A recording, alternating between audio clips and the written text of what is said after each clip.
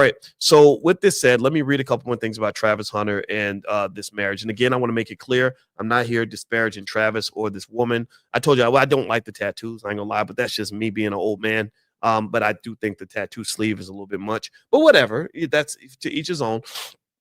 But here's a couple of more theories that fit why people make irrational decisions when it comes to relationships. Typically, when people are in love and having sex, the biggest chemicals that kick in are things like dopamine, and there's some other stuff like phenylethylamine and oxytocin. And what happens is that when you're having orgasms with this other person, the dopamine and the oxytocin kick in, which makes you irrational, makes you almost like a crackhead, especially when you're young and you've never hit the pipe before, you've never had the crack before. So you fall in love and you just swear that this person is the greatest thing since sliced chicken. A lot of you have seen this. And so what happens is that the dopamine creates, I want to say, three sensations in the person in the relationship. One, there's a euphoria, there's a high, a really good feeling. Number two, there is a closeness. You feel very close to the person, even if you know it's the next thing you know, you're getting all snuggled up with a cockroach because the sex is so good.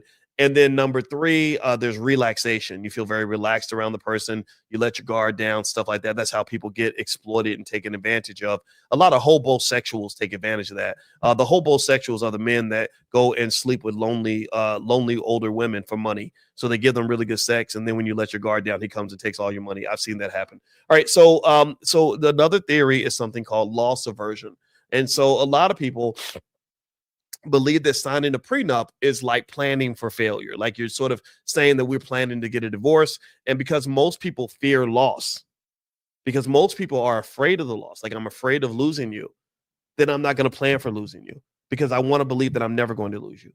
Do you understand? Do you get what I'm saying? Like this is a big reason why a lot of Black people don't plan for funerals and funeral expenses or life insurance.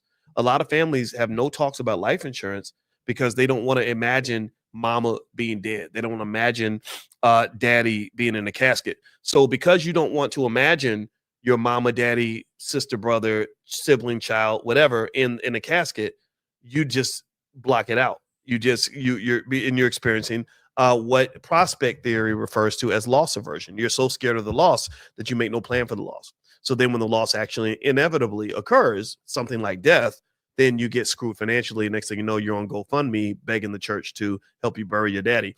Third, there's something I mentioned, cognitive dissonance. We talked about that, so I'm not going to go over that again. There's also fear of conflict. So those who are conflict avoidant, who don't want to have any smoke with their partner, who think about this, a manipulator, if they're trying to get your money, then every time you bring up something like a prenup, they're gonna say, "What? You don't love me? Well, I thought you really cared about me." And then the ladies, y'all are really good at it. You ever see like a really manipulative woman, and she knows, like some of y'all can just cry on cue, and she's like, "Yeah, I'm just so hurt," and we're like, "Oh, I don't want to hurt you. I don't want you to feel bad." And then, okay, we ain't got to do the prenup. So really, gold diggers are really good at this. I think they go to school for this. I think they all go to Juilliard or something. There's like a gold diggers division or something. And so, long story short, the conflict avoidant person in a relationship will not sign the prenup because they don't want to get all the smoke that's going to come back from their partner when the partner realizes that this could actually end, or they actually sense that you might be on some BS.